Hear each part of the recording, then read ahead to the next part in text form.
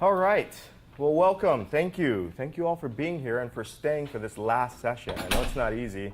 It's Friday, but I guarantee that it will be worth it. Okay, well, I don't know. It's worth it to me. I think this is good stuff. All right. I think it'll be.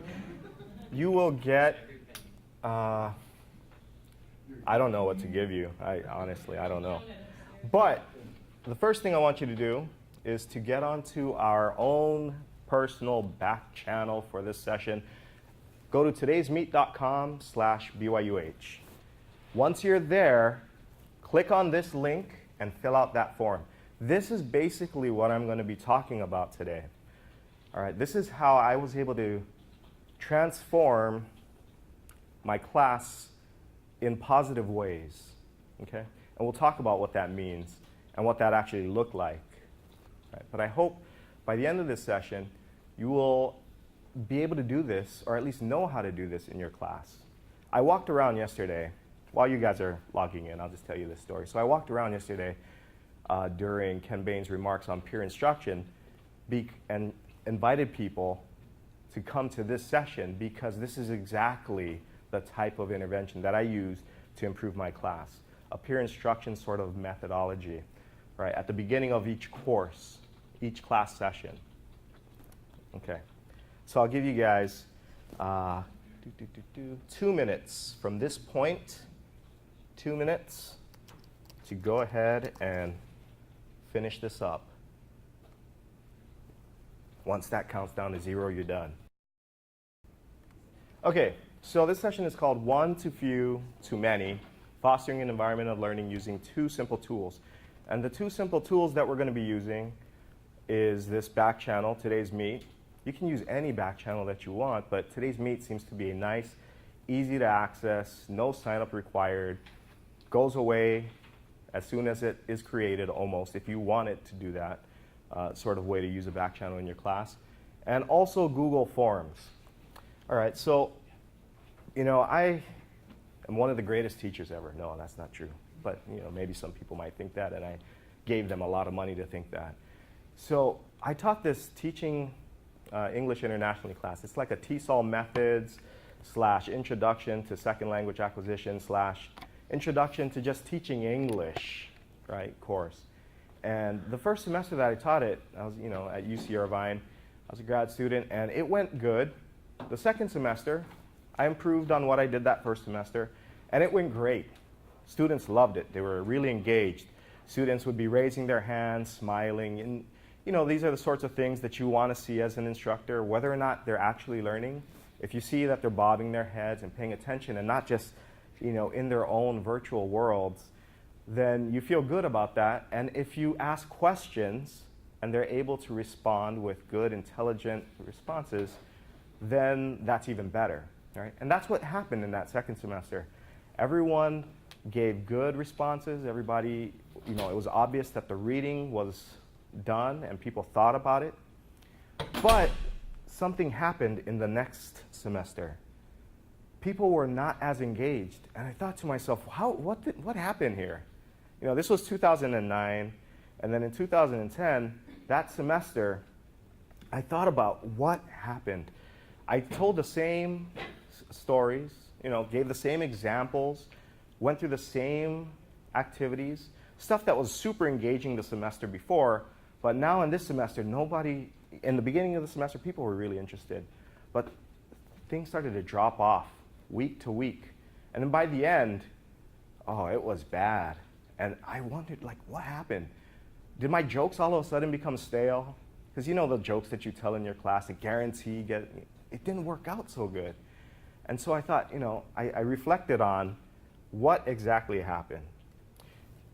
And after thinking about it for a long time, I had to come to the sad conclusion that this is what happened. And maybe you guys may have come to this as well. You know, I'm in educational technology, and I love technology. I will never ban a laptop in my classroom. It's not going to happen. I'm not going to ban cell phones in my classroom that have internet connection to them because I believe that these are tools that we can use to improve learning. But these are the exact tools that in my mind destroyed the experience for these students. More and more students that semester showed up with internet connected devices. And there were many times when I thought to myself, I need to just say, okay, lids down, eyes up, you know, that sort of thing. But I was like, no, I'm not going to do it. So I suffered through that semester a little bit, all right? But students were Facebooking and doing other things. There's no way that my material was going to compete with this Facebook and these other competitors for their attention. There's no way that someone who's not already super intrinsically motivated to learn about that content was going to prefer my stuff, you know, was going to prefer naked infinitives and headless relatives and these other sorts of language things more than Facebook and their friends. So I thought, okay, how can I leverage this technology? How can I make sure that what they're doing on their screens is actually related to the class? And, you know, how can I make sure that they stay engaged throughout the semester? This is what happened. At the beginning, you know, people were paying attention, and then sooner or later they started turning to the social network, and then they stopped doing the reading, and then they can't really contribute in discussion anymore because they're not really doing the reading, and then it just creates this cycle of students falling further and further behind in terms of being able to contribute to class discussion to the point where I'm just going to check out. I'm going to try and get what I can for the test. But even if I was interested in this before, not really as interested in it now. Why? Because they just were not disciplined enough to do the reading. So what could I do about this is what I tried to figure out. Well, reading is what I wanted them to do. I wanted them to come to class prepared. I wanted them to do the reading. When I say reading, basically this means anything that students are expected to do outside of the class to prepare for class, right? If that's a reading, that's what they're expected to do. They need to come prepared for class by doing that. If it's watching a video, if it's doing some sort of activity, if it's doing some sort of homework, they're expected to do that before they come to class. This has been the way that it is throughout all of our academic lives. This is the way that we structure the way that we learn. But how can I verify and make sure that they're doing this? Okay. One of the big things that many studies have shown is that there's been a significant decline in reading over the years. Students are coming to class reading less and less, looking for the bold words, even the textbooks, the way that textbooks are made, right? And even non-textbooks, but quasi-academic reading books that have the little prompts at the end, they have the bold terms and they say, okay, this is what you need to pay attention to. Everything else is kind of superfluous. So students come to class, you ask them questions, they might be able to answer the bold items if they even bother to do that. But all the other stuff that guides the discussion, that helps them give informed opinions, kind of goes away. And you end up just talking at the students. And it becomes this model, right, the banking model that we don't want, where we just give them information, they take it, and we feel good because we filled that hour with quality stuff in our own minds. But what was taken up by the students? It's questionable, right? So there's been a steady decline. And what happens when there's a steady decline? Well, I touched on that just a few minutes ago.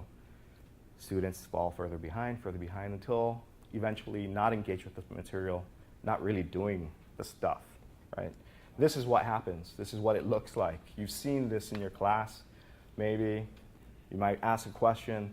You may feel like Ben Stein did in the iconic instance here. Students will be just texting under the desk. Students might even just be straight up sleeping. So how can we get back to this? This is my question, and this is what I wanted to do. Well, I got back to this by doing these Google Forms. All right, and that's what we're going to be looking at right now. So if you go to the Today's Meet site here, all right. Oh, I forgot to say, if you have questions at any time, post it in here. Right? Okay, good. I haven't been monitoring it. Can we incorporate surveys and student? Okay, good, excellent. All right, all of that stuff is good. Let's go ahead and just take a look at. Let's go ahead and take a look at the responses here for this survey really quick. All right, so has anyone ever used Google Forms before? Just raise your hand. In the classroom much? No? Yeah, okay, there we go. Okay, so do you use Google products? All right, so here we have 8 people frequently, somewhat frequently, some people infrequently, okay. Twitter, most people never even tried it. What's the point of Twitter? It's just a bunch of nonsense in 140 characters or less, right? Okay. Were you familiar with peer instruction prior to the conference? Okay, most people said yes. Some people say no. Thank you for your honesty. Ever heard of today's meet? Most people no. Some people yes. Okay. What is a back channel? So 5 people said they knew what a back channel is. So what is a back channel of those 5? What is that? Go ahead. It's the conversation that's going behind the back of the presenter. Yeah. So it's all of this stuff, right? It's like Rama doesn't know what he's doing. Okay. So all of this stuff is the back channel. This is stuff that you can access if you create a forum for your students in the class. The nice thing about today's meet over using Twitter is that Twitter is associated with your Twitter handle, which maybe you don't want to pollute with a bunch of nonsense about class-related stuff. If I were to use my own Twitter handle, I have followers in academia and in games and in all this other stuff that if I were to post things in there and say, okay, what is project-based learning, right? And I'll go @Christian Palmer. Okay, that's a conversation that we're going to have, but do I want all my other contacts to be involved in that? Not necessarily. So today's meet is a nice way to just create it, right? To create a channel for your students to interact with. You can post all the links. The nice thing about this site, when I was using it in my class, is that it became kind of a journal of the day's events. If a student wasn't there, they could easily access the form that we went over at the beginning of class. They can get some credit that way, right, if they actually think about it, because they have to think about it. The forms are usually not just multiple choice. The forms usually have more open-ended questions as well. And I'll talk more about the forms in just a minute. But it becomes a catalog of what's happened throughout the course. Before, you could open a room for a year. Now you can only open them for a month before they wipe. And so I wasn't able to show you my most recent course, all the chatter that took place in that course over the past month, because it just recently got wiped. But a very nice thing about this form of communication is that the benefits of this are those same benefits associated with all computer-mediated communication. Foremost among those is the benefit of more democratized participation.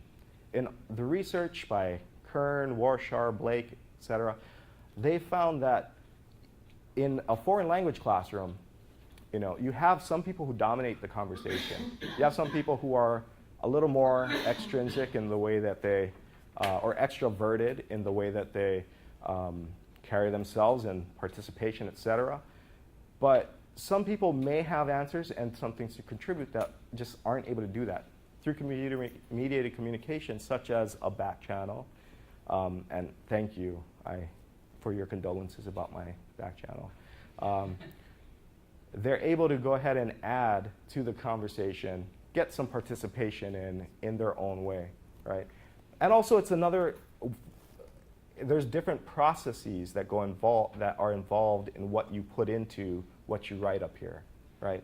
Maybe a little more calculated, but what we found, what the research has shown, is that much of the communication chatter that happens within these back channels, but more especially in SMS, synchronous communication, much of that resembles a lot of our live, face-to-face, real-time discussion, all right? Okay. The other thing, right, so the back channel is pretty useful for many things. Much of the research also has shown that back channels are pretty useless in terms of really generating any kind of more critical thinking. They've been used more so for journaling, etc. For example, we have our own back channel that Brian and I tried to get going here on Twitter about this conference. It did not work out so good, but at least it was a journal for Brian, for all his thoughts throughout the conference, right? What was the hashtag for this conference? There was a hashtag that we just created just randomly. We should have published it more. I'm sorry, I should have put that in the back channel. I should have put that in the back channel, yeah. And yeah, now that we're in the last session, you guys know about it, so you guys can go ahead and join that. No, I'm just kidding. Don't do that. Okay. So we'll get into the forms in just a second. Let me get back to this presentation here. Oop, and it's gone. Let me just open it up again. So Paul, Yeah. so this or the Etherpad collaborate to what are you thinking? This. Canvas is just another step. You can use Canvas discussions to do all the same stuff, but it's the way that it appears and the way that messages are updated is just so much more clunky than this interface here. But the Yeah. Etherpad, Mm-hmm. Perry showed that really But Etherpad isn't really an authoring message tool. It's more of a document generation. It's more like a wiki. Yeah. Okay. So But same thing as like a Google Docs that people just be updating the conversation through, Yeah. pretty much. Yeah. Yeah, I mean, you could do it that way as well. I prefer this way because also it's associated with a handle. I'm not sure if all the edits made with Etherpad are associated with a specific handle that you have. I have a question. Yeah. So the handle, do your students always go by their real name, or do sometimes they may have a question they're a little too bashful to ask? So in all my courses, participation is a massive part of their grade because that's part of my teaching philosophy, is that we want people to engage with the content, but not just in their own minds, but with their peers. And I believe that that's one very effective way for people to be able to bounce off what they think they know off of somebody else, find gaps in their understanding, negotiate for meaning, and come up with a better understanding, right? And so participation is so vital that they have to, if they want full credit, participate in ways that are visible to me. But if they want to get credit for participation through the back channel, they use their real name. But if you just click refresh on today's meet, you can put in a fake name. And I encourage the students, if they have a question that they don't want to be associated with, go ahead and put a fake name. I don't care. If they have a comment, maybe it's a negative comment, but I have them be respectful. And no one's ever been disrespectful within the back channel, right? I tell them, put a fake name. I don't care. Just don't impersonate other people and don't impersonate me, or else it's an automatic F, right? Because people can put any name they want. All right, so what happens when you do this? This is what research has found, and this is what I found to have happened when I've done this, all right? So with the forms, what happens is I put a form up at the beginning of class. Students engage with each other in small groups to do that form, all right? And so for their names, they would have more than one person on the name on the form, okay? And so they'd work through that form for about 5 to 8 minutes, depending on how long it takes. And then we discuss the form. First, they discuss it with themselves in groups, and then we discuss some of the form together. And there's usually a part of the form where they can also ask a question. And so I'll look through the responses and find the most interesting questions, and that will be what is generated in discussion. What ends up happening is that students, in the very first session that I do this, take about 20 minutes, 30 minutes, because very few students do the reading, especially first day, second day. The second time they do this, it takes a little less. The length of the forms is about the same, the difficulty is about the same, but it takes about half the time, 15 minutes. Third time, 10 minutes. Fourth time, then now we're down into the 5 to 8 minutes for them to complete it, because everyone in the group will have read the material, because they know that they're going to be quizzed on this. These quizzes are not for points. These are just to prime them for discussion.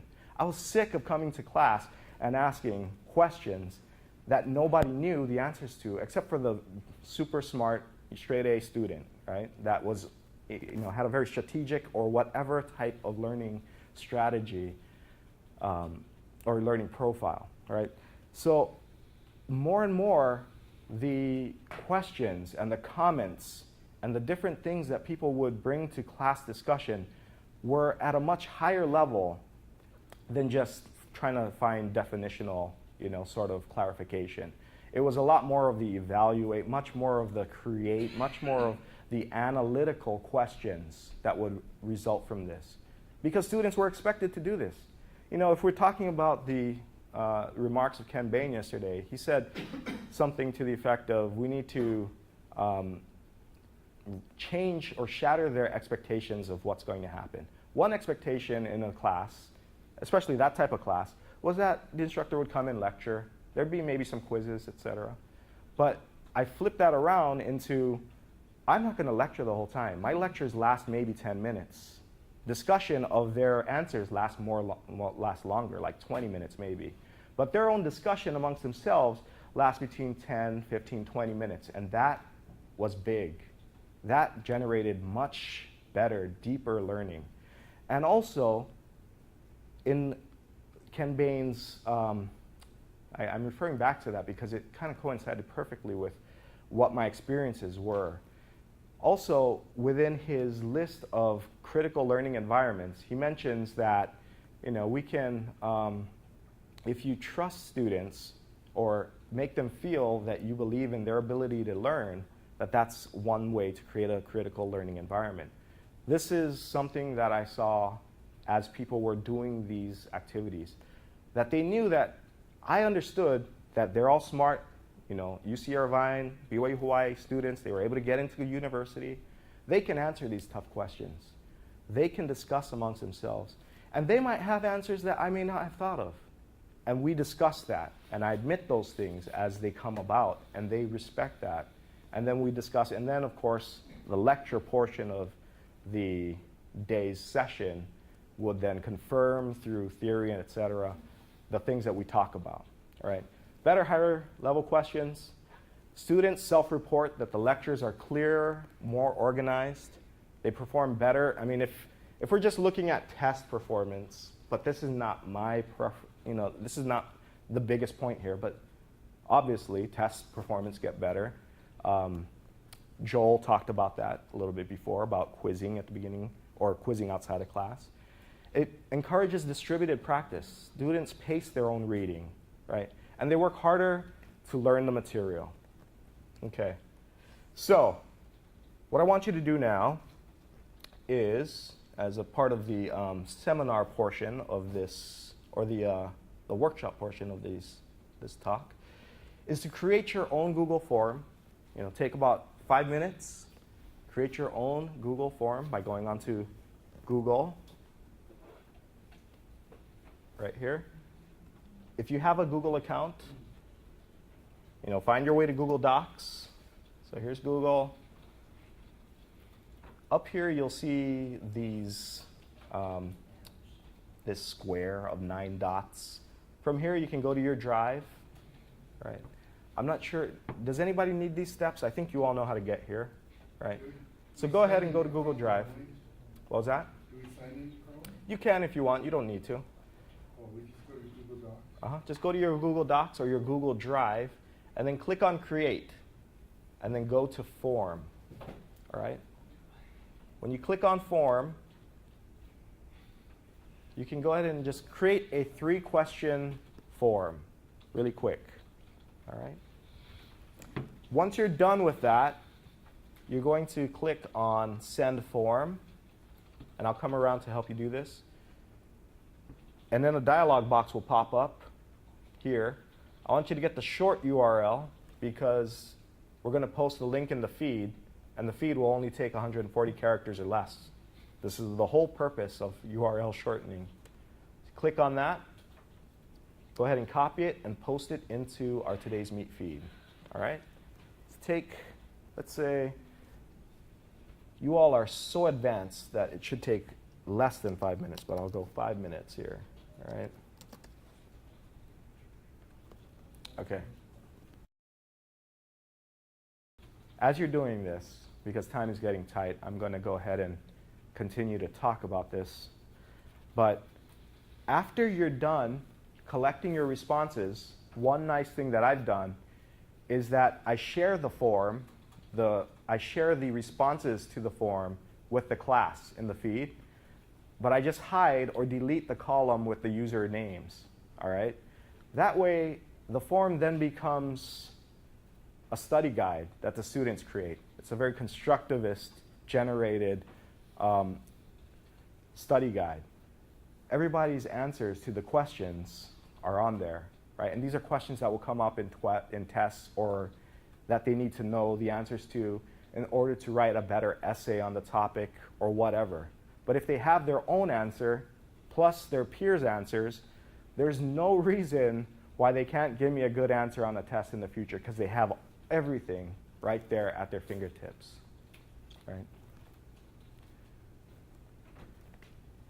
That, I think students commented a lot on in my student evaluations, that they really liked being able to review their responses, their classmates' responses, and be able to compare what they thought they knew versus what other students knew, and then also being able to discuss with each other in class those things.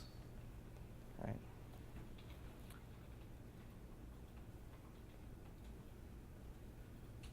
Okay, I'll go ahead and take a look at the feed again and see what we got. Nice. Let's see. Anonymous. This person does not want us to know who did this. What was your favorite part of the conference? Okay, good. Good. If you guys want to fill these out, go ahead. If you don't, that's fine as well. Just a quick demonstration on what you can do with today's meet as a back channel. You can use it not only to monitor and get questions from students and monitor some of the stuff that students are doing outside of the primary face-to-face front channel, but you can use it to post links to things like these Google Forms and just post links to anything. Have you ever run into a situation where you're like, okay, well, yeah, you can find that information on, and then you start writing a link on the board? How ineffective is that? One character mistake and you got a dead link, or you got something that really is not appropriate and you get a crazy warning on your screen at these computers, right? Also, a last word about the forms. You know, peer instruction, Masur's peer instruction is good. It's a very intuitive concept. The more you quiz, the more students are expected to be able to perform and contribute in class discussion, the more they will prepare for that class discussion. And the more you'll see them prepare, the more of the reading they'll do, and the deeper the learning will take place. Thanks.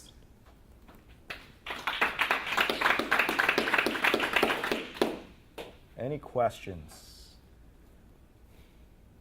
Yeah, a quick question. Yeah. So if somebody like actually filled out any of these and put those things, where would we be able to see the results then? Oh, okay, good question.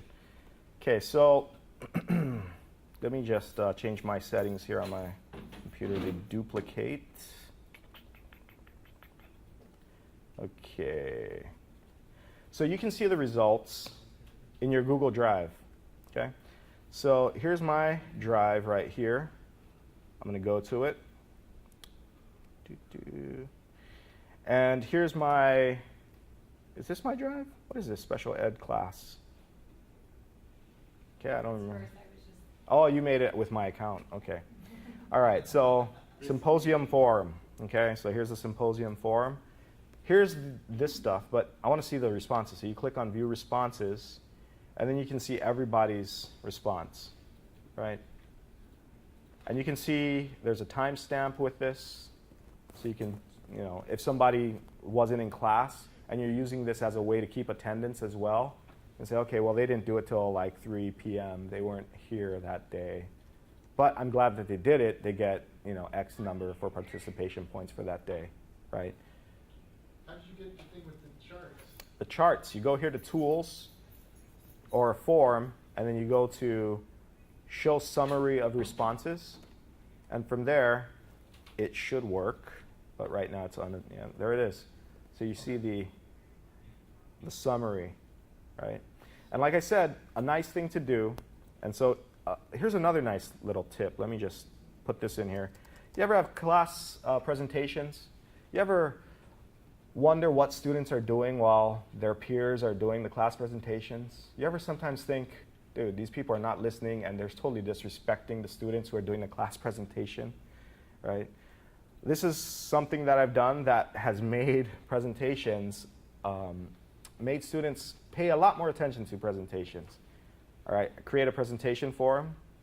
One person in each group has to fill out the form. So only one person is supposed to be on a computer. So I let them know, I say, you know, I'm all about technology and stuff, but right now you guys need to pay attention to your peers. One person per group is supposed to be using a computer. If I see somebody else in that group using a computer, then I know you're not paying attention to what's going on here, or you're doing something else that's not supposed to be done right now in this class. There's no excuse for it, right? Of course, I can have this discussion with them because I've created this environment where we can have that kind of thing, but you go to view responses. Here's some responses from these students, right? Positive stuff, stuff that can be improved, whatever, right? Group 1, 2, 3, 4, 5, 6 for each of the groups.